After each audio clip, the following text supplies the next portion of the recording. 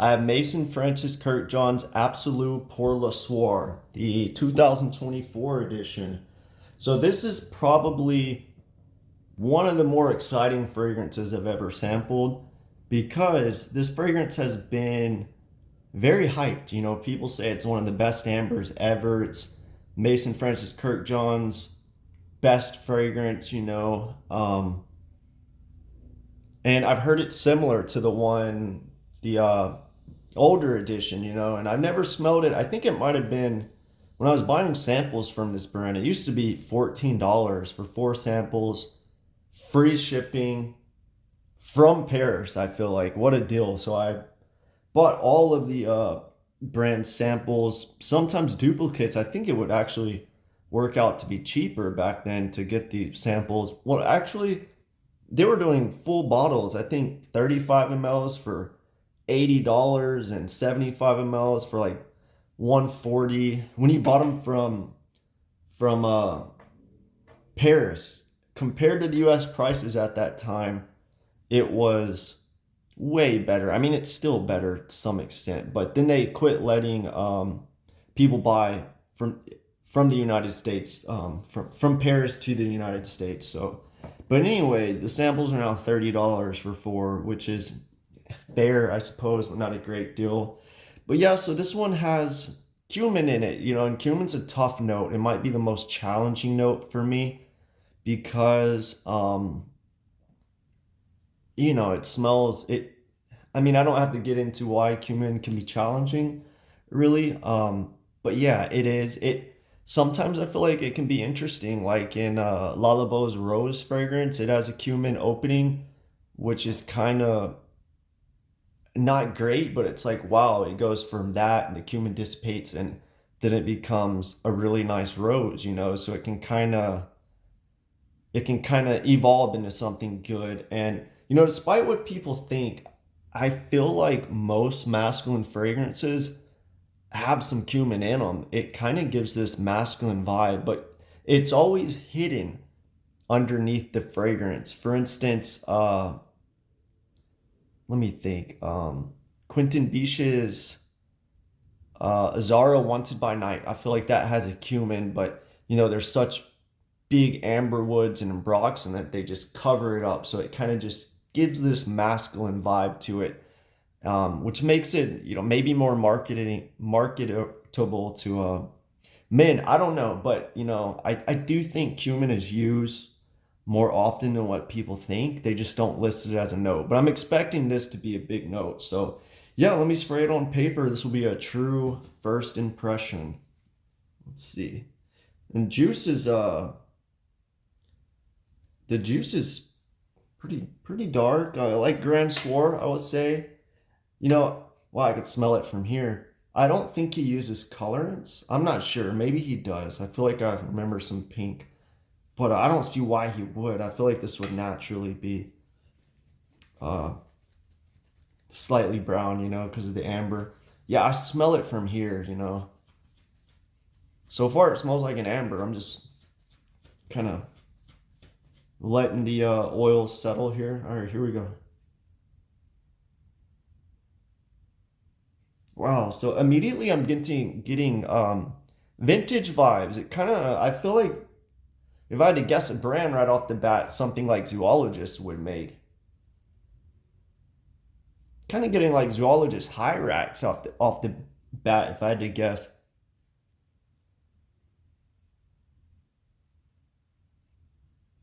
Yeah, if they said whiskey note, I wouldn't be surprised, like Zoologist Hyrax has that, which I don't like. I don't want to smell like whiskey or rum or vodka or anything like that. I feel like it's just marketing. And I don't really get, if Zoologist Hyrax has that in there. I'm not really getting it so much in here. But yeah, it's animalic. Like, you would think from a brand like Zoologist, they're more animalic fragrances or almost I could see like a Bortnoff fragrance without the oud. This might be one that people have smelled if you're watching this. So yeah, let me know if you think it smells like a Bortnoff or something. It doesn't smell like any MFK, you know. I'm not even really getting Grand Soir. Maybe Grand Soir from a distance. Grand Soir, I feel like opens up really nice, but then it dries down kind of aroma chemically for me, like vanilla or amberwood or something. Uh, I'm kind of glad I never got that fragrance. I still like it, but I feel like the dry down of Grand Soir is kind of boring for me. I feel like there's better amber.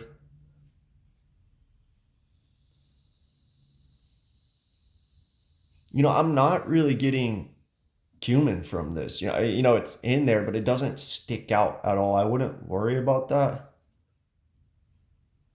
I am getting animalic nuances in this fragrance, though. Specifically, Hyrax or Hyraceum, if I had to guess, which is interesting because I believe that's a note, Hyraceum, that the natural version is the same price, if not cheaper, than the synthetic, or I don't even know if they have a synthetic because the natural version is so readily available. And I don't know if MFK would want the I don't know if you'd want to put like true animalics because it might hurt the brand. You know what I mean? I don't even know if Louis Vuitton would allow it. I don't know how that works. So let me know if you get that. Some kind of leather hidden in there, but done well.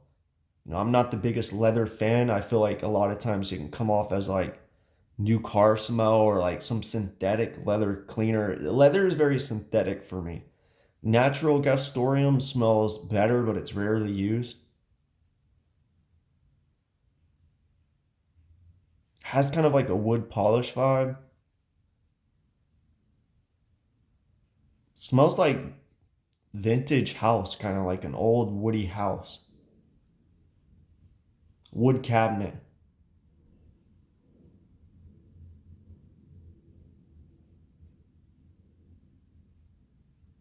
I feel like the woody note is with the leather.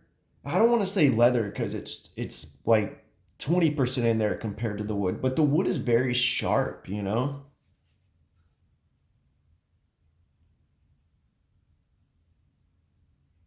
It kind of reminds me of something like Rihanna J, a fragrance they would do.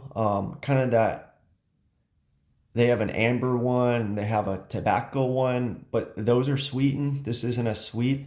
Kind of gives me the woody vibe that brand uses a little bit.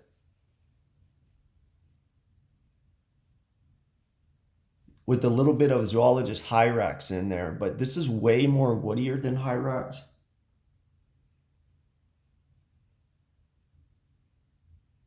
But the Heracium, in my opinion, it's there, kind of like Hyrax. Maybe not as much, but and Hyrax often gets compared to what would it get compared to?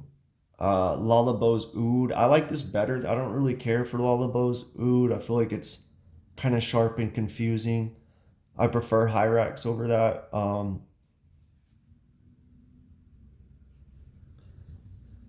There's Diptyque's Oud as well.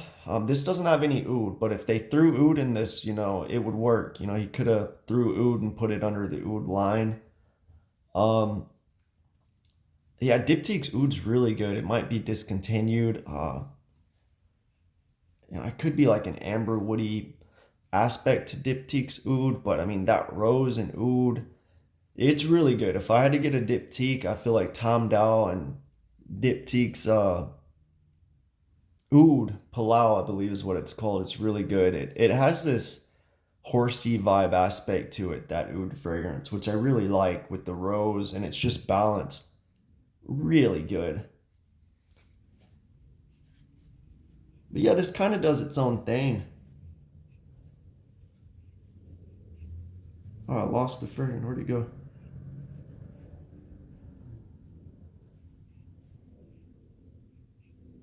Wow, yeah. Some musk in there. I'm not getting a huge white musk like most MFKs, but it's in there. So the notes are cumin, honey, labdanum, rose, amber, vanilla. I'm not really getting any rose. You know, maybe a little more rose would have balanced this out a little bit. Um, you know, that's why I like Diptyque's Oud Palau. I feel like it's more so on the horsey vibe than the rose, which I feel like oftentimes it's the opposite. This one might be too much on the I don't want to say too much, but I feel like maybe the rose could have been turned up a little bit, but I don't know that maybe that would have overpowered everything, and the rose is just acting as a supporting note here, not like a main note. And I mean, really, how many more roses do we need? You know what I mean? If you want something oody rose or animalic rose out there, they're out there, you know? So I guess I kind of appreciate that it's not turned up too much, but it's in there actually. It's in there. Maybe it's coming off as musky. You know how rose can come off as musky oftentimes? Maybe because it's combined with musk a lot. I'm kind of getting that. You know, MFK made Rose Barbar by Guerlain, and I feel like that might be the best Guerlain. One of them. I don't want to say the best. I haven't smelled them all, but I feel like that's MFK's best, one of his best fragrances that I've smelled. This has somewhat similar notes. I think that's a honey rose, but that one's like rose dominant. So maybe if the rose was turned up too much, it would come off like that, which Francis Kurkdjian didn't want to do. But this could be, you know, Rose Barbar is good. Maybe he wanted to do something like that, but make it more interesting for his own brand. And this is that, you know what I mean? Not really getting a strong vanilla. That's a good thing. Yeah, there's labdanum for sure. It's like a labdanum dominant amber accord with the vanilla turned down. Yeah, it's kind of sweetened with the honey aspect. Not really getting any cumin personally. Maybe in the old fragrance it was in there and he turned it down to be more mass appealing. Rose is hidden underneath all of that. So yeah, overall I would say this is a labdanum focused ambered, sweetened by honey, blended really nice with just an underlying rose. This sharp woodiness just piercing through it all, and then Hyraceum just kind of covering it all. That's my opinion. I could be wrong on that Hyraceum, and there could be a little bit of a leather aspect into it that might make the woodiness a little sharp. Maybe that's where I'm getting that. Now, is it worth $315, I believe, for 75 ml? Ah, that's a tough one. You know what I mean? Zoologists just increased their prices for 200, but you're getting a 75 ml, so that's over $100 cheaper for Hyrax. And if you, I would compare this fragrance to that one. Now, if you don't like Hyrax in the opening, just wait 10 minutes. I feel like that opening's really challenging, but when it dries down, it's really nice. You know, to me, it's not really challenging. The rose kind of pops out, and that sharp aspect of Hyrax goes away. So I'll do a comparison video eventually with this one and that one, but that might be a cheaper option, honestly. If you want something maybe a little more interesting, but also sweetened up a little bit, not in the vanilla aspect, but Rihanna J's, some of their fragrances, they have like a sweeter tobacco one and then an amber one that is maybe more interesting than this, but this one,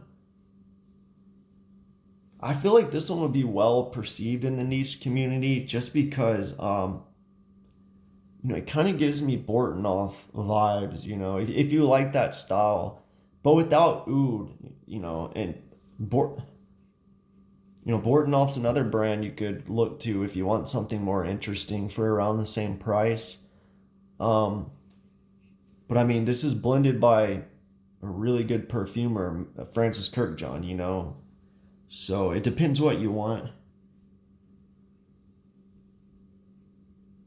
My complaints with this, I don't know. I feel like woody, the sharp woody aspect, it's kind of linear for me. It's a little piercing, you know. Maybe ISO Super's in there or something.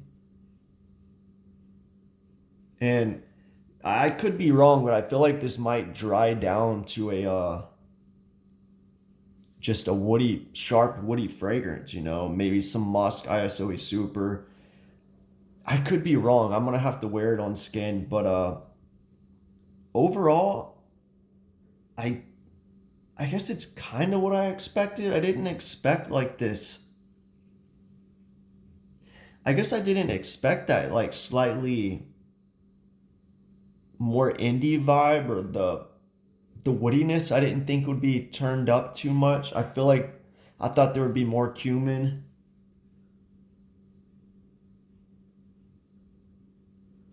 Smells kind of like old wooden house or cabinet a little bit.